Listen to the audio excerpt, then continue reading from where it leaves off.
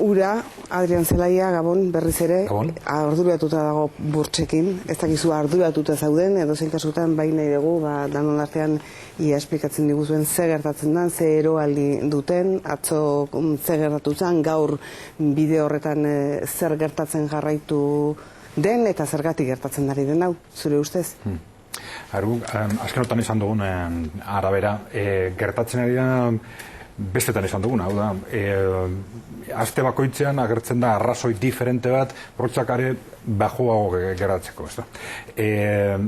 Guk susmatzen dugu, aurrekusten ari ginen eszenatokia gauzatzen ari dela, hau da, hemen aldaketa kualitatibo bat egon da, aldaketa estrukturala, mugarri bat, gura duzue, gainditu da azaroan. Erreserba Federalak lehenengo aldiz aldaketa kualitatibo bat ematen duelako bere politika monetarioan. Ordura arte, edo orain arte, guztiz espansibo izan da maen politika monetario horretan, ematen da lehenengo pauso bat, esan ez, espansio kuantitatiboarekin amaitzen dela, hau da, maileguen, Banku Zentralak, bankuei ematen da dutxien mailegu kopuruaren haunditze horrekin amaitzen da, eta bigarrena da interestasak. Da hori da, Banku Zentralen bigarren estrategia, interestasak geroto bajo egon direla, zerora heltzeko moduan, eta lehenengo aldiz, goruntza, naiz eta 2,5 puntuan izan, naiz eta oso modu motelean, baina merkatuin bidaltzen zaien seinalia da, orain arteko amaitu da.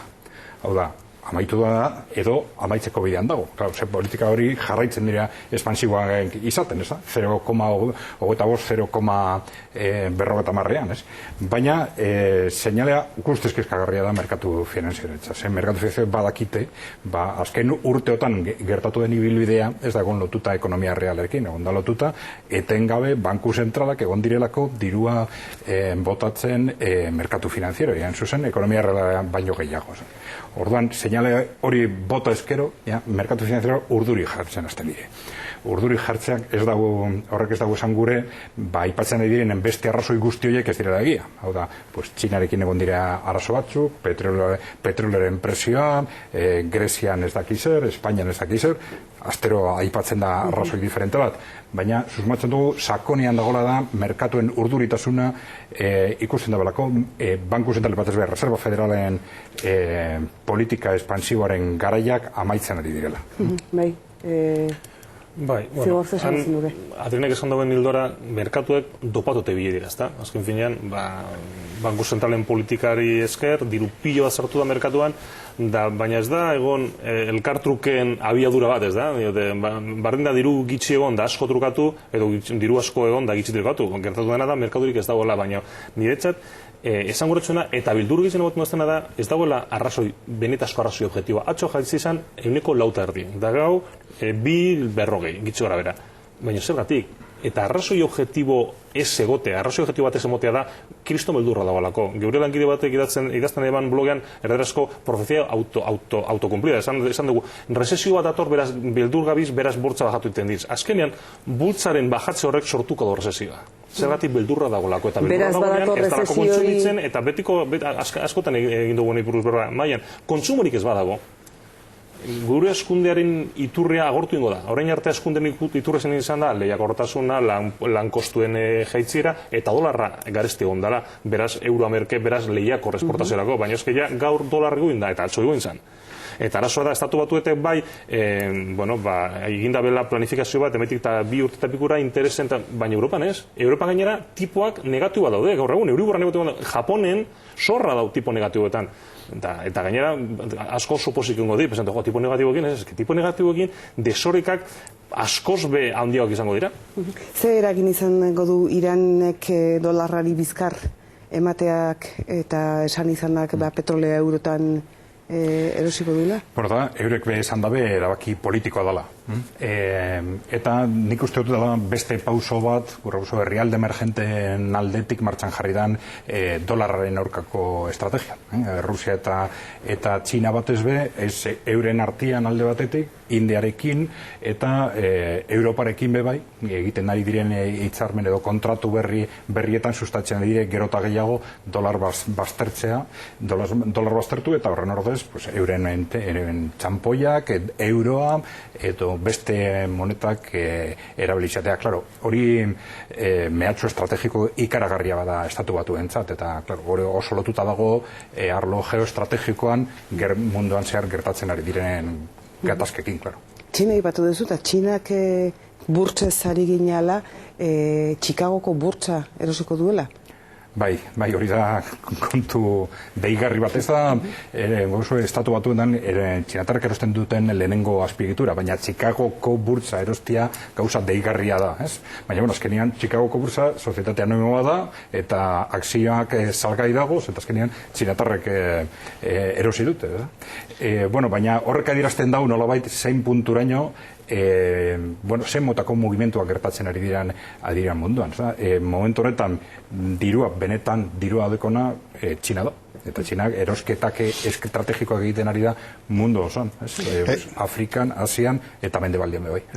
Txinatarrek badukate dirua Chicagoko burtsa erosteko, estatu batuetako inbeskokoek badute dirua eroskiren hiperrak erosteko, eta zaren, bakoitzak alduena ez. Bai, izan ere eroski aipatu denez, 11 hipermerkatu saldu dituela jakin dugu gaur, hemen gertukoak eta guztiontzako, Iruñekoa, Arteakoa, Mass Center... Horrek ez du erran nahi inbesko bihurtuko direnik, ez? Horrek erran nahi du, gero gainera lokatu egiten diotela eroskiri, eta epeiakin batzen buruan... Supermerkatuak esatia igual ez da oso gokia, eraikina bai, baina ez jartuera, no? Gero alkilerren bitartez kudiatzen jarraitzen dire supermerkatu horiek, ez?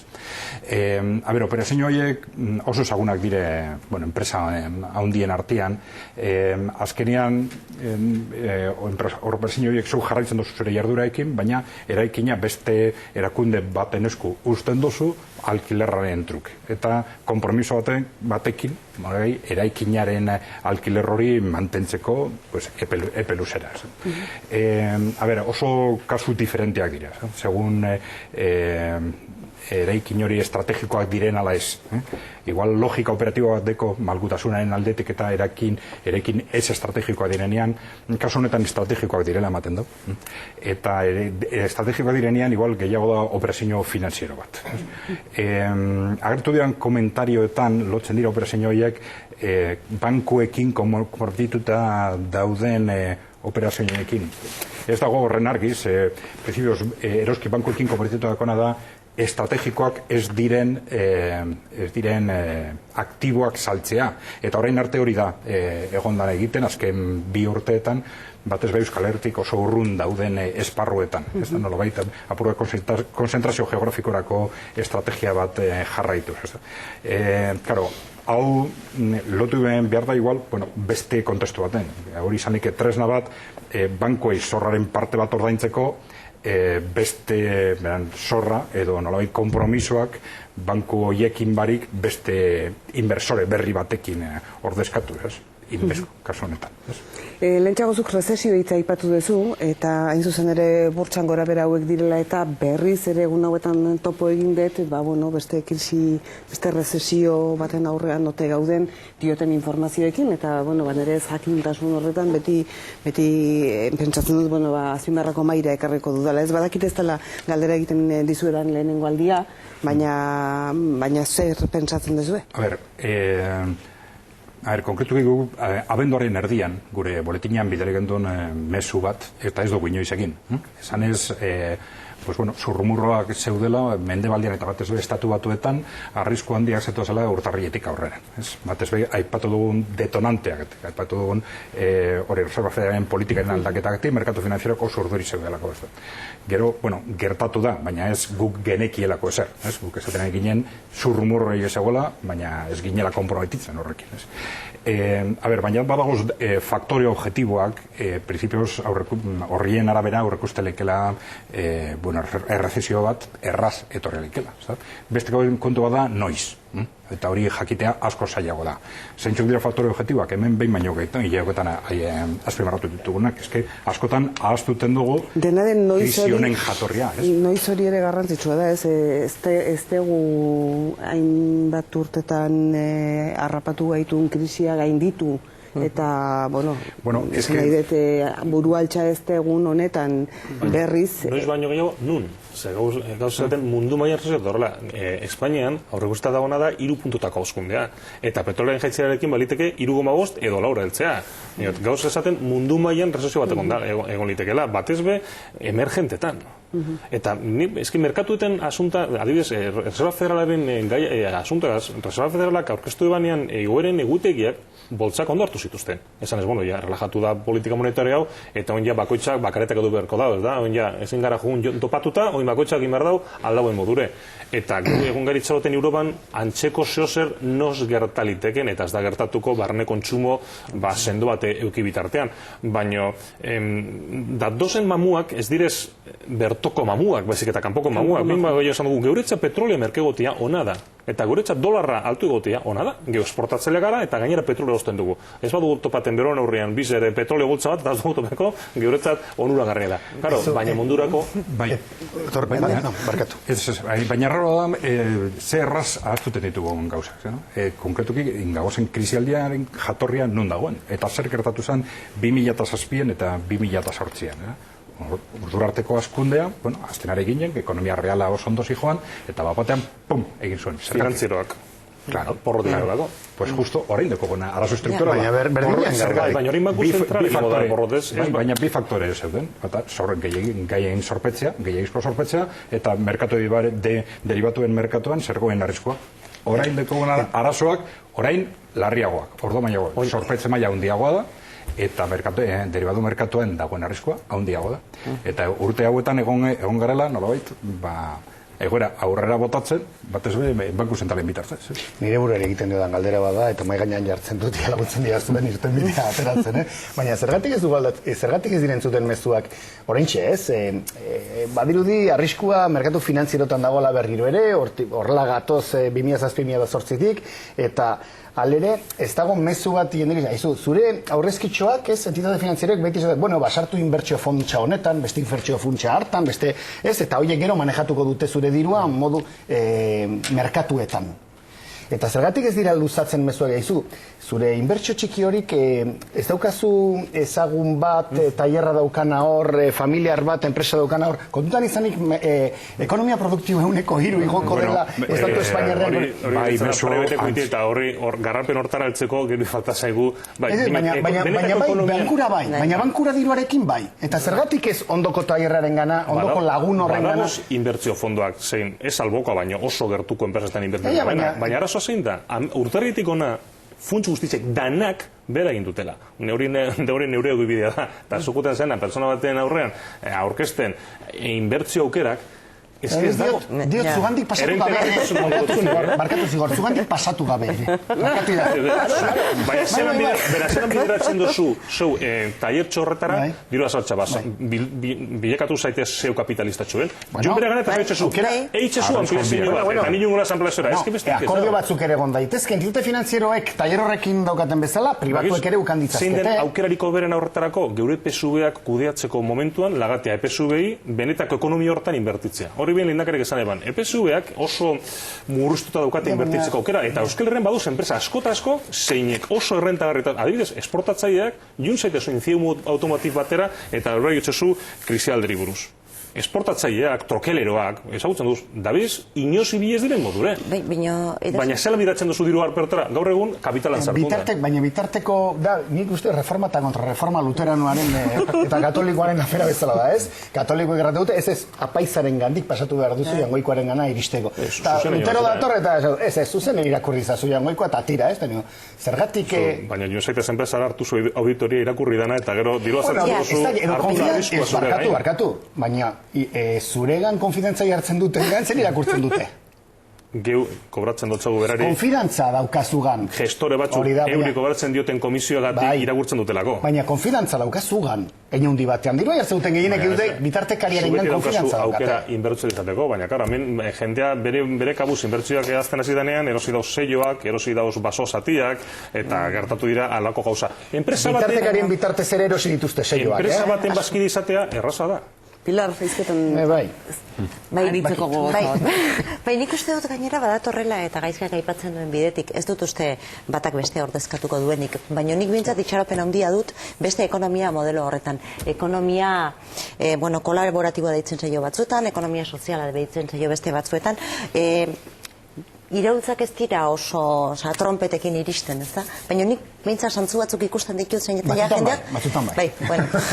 Baina oso gutxitan izaten da hori, ez da, karrabelin egin ere, ez da gertatu den historia. Baina nik esan nuke... Konturatzen mazarien 2008an, gai alertu zanien, 2008an, 2008an, jende guztiagon zan danak, ez? Adituak, politikoak, gizartean, sistema financiero, hankaz gora jarri behar da, aldatu behar da, ez dakit zer... Kapitalismoaren amaiera iragarri ziguten, oin dela zenbat urte. Interesekin aldatuko da, banku asko porrotik da delako. Oin, benetan, gaurko krisi finantzioa da, dauzen interestasekin, banku asko eta asko, ez daukate margen finantzioa hortzeko biderik. Kontua da, azkenian diruaren... Margen dago inbertsio bankan, espekulazioan... Horrek bai ez datuzela larrabetsu batera inbertsio egitera. Baina diruaren edo finantzaren merkatua azken batean ez alda dagoen behar bati erantzunez, zerbait ematea, alegia zuen lana, bitartekaria da, ez da?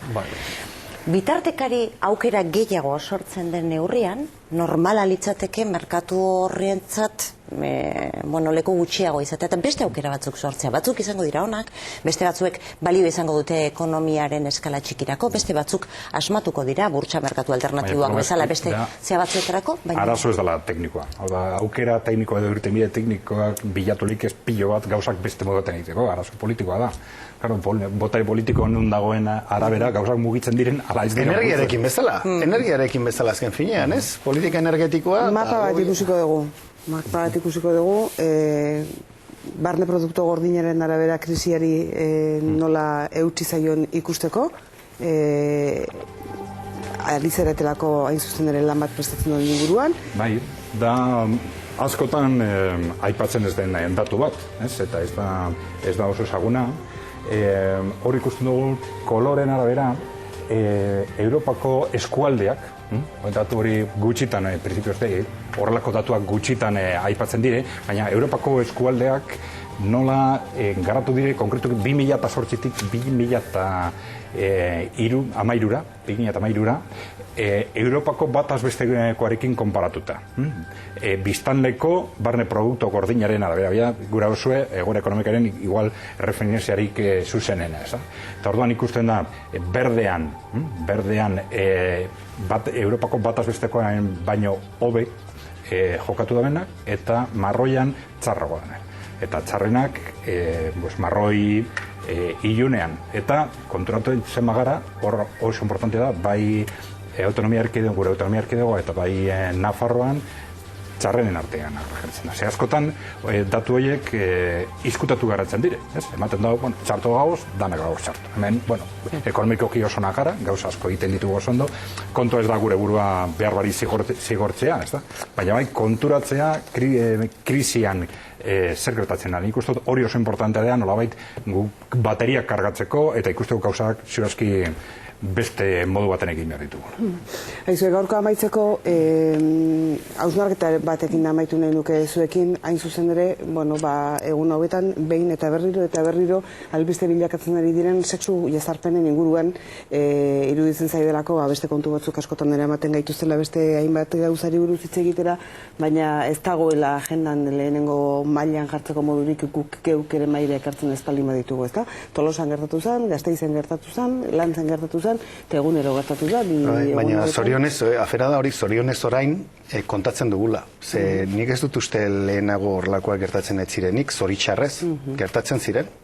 Eta gertatzen jarraitzen dute zorionez orain, atera egiten dira, eta behin da berriro atera egiten dira, eta emakumezkoek salatzen dituzte gero eta gehiago zorionez, baina ez da gehiago gertatzen direlako. Gehiago salatzen direlako baizik, eta hori bada urrats bat. Ez da nahikoa, baina bada urrats bat, ez? Eta baina adierazten duena da, estadistikoki eta orokorrean, azken finean, eraso sexualak edo sexu generoen arteko harreman horretan gizonezkoaren jazarpena emakumezkoari dagokionez, munduan dagoen, eta gure inguru honetan nabarmenki, baina mundu osoan dagoen, bortizkeriarik etengabekoena eta sakonena dela. Osea, munduaren erdia, munduaren beste erdiaren aurka bortizkerian, eta batez ere ikuspegi sexualetik, ez? Baina ez da ikuspegi sexuala bakarrik da azken finean, boterea, ez? Boterea da. Bai, Pilar. Bai, zoritxarrez askotan aipatu dugu, zorionez gero eta gehiago aipatzeko aukera dugu, gero eta kasu gehiagotan iruditzen zaigu aipatu beharra dagoela, eta hori berria da, baina ez da nahikoa. Irabazi egin dugu, edo irabazten ari gara ikusgarritasunaren batalla, baina hori batalla bat da, gerra beste bat da. Eta borrokatu beharrekoa askozaz ere ondoan dago, askozaz ere gehiago jazarpen sexuala denean gainera berehala gora egiten du agendan, berehala ikusten dugu, berehala, eta ja ez errezanik ez, azken muturreraino eramaten denean, ja gertakarietatik gero eta gehiago beste toki batzuetara salto egiten ari da albistea, eta hori ona da ikusgarritasunaren ikuspuntutik, baino fondoko itsasoak harri asko ditu, eta horiek dira benetan burrukatu egin behar direnak. Hasierako elkarrizketan bertatik abiatu zara, eta berriro entzun ditugu aldarrikapenak. Berriro entzun dugu esanez, hau estatu arazo bata, ez da estatu arazo bata. Hau arazo kultural bata, arazo ideologiko bata, munduaren erdiak beste erdiaren kontra irekita daukan aspaldiko burruka bat. Eta bada garaia horri eustekoa. Baina bada benetan garaia. Berriro ere aldarrikapenetatik harago joatekoa. Nik ez ditut ikusten oraindik zumeak ulertzera emateko benetan aurrera egiten ari garenik neurri oso zehatzetan. Eta gauza batzuk egin daitezke egun batetik besterakoak. Beste batzuk askozaz ere epe luzeagoko transformazioak dira, baina neurri batzuk hartu daitezke eta ez dira hartzen ari. Zigor? Niri, gehien arduratzen dagoena da, ez algauden naskara ohituta. Eta larri ez garen ohitu. Oin ja, egia da, titularretan gehiago ateratzen dela, gehiago denentzaten direla, eta ez gara ohitu. Honekin eta beste gai askorekin, lehen bazen, alako, beti mai hontan berroin dugu ingarren den asuntoari buruz. Ez algara ohitu naskaran, eta importa zaigu baino horren beste. Geure partetik ez aldugu... Pilarrek egiten zuen hausnarketa bat txertatuta ote gauden pixkanaka egunero jasotzen dugun dosi txiki horrekin, ezta? Dosi txikiak, alako immunidade bat. Eta sala gero talo diego, eta gero talo diego. Behar bada arriskatu egin behar dugu horretan. Behar bada arriskatu egin behar dugu, eta horren kontrako bidea ezagutzen dugulako.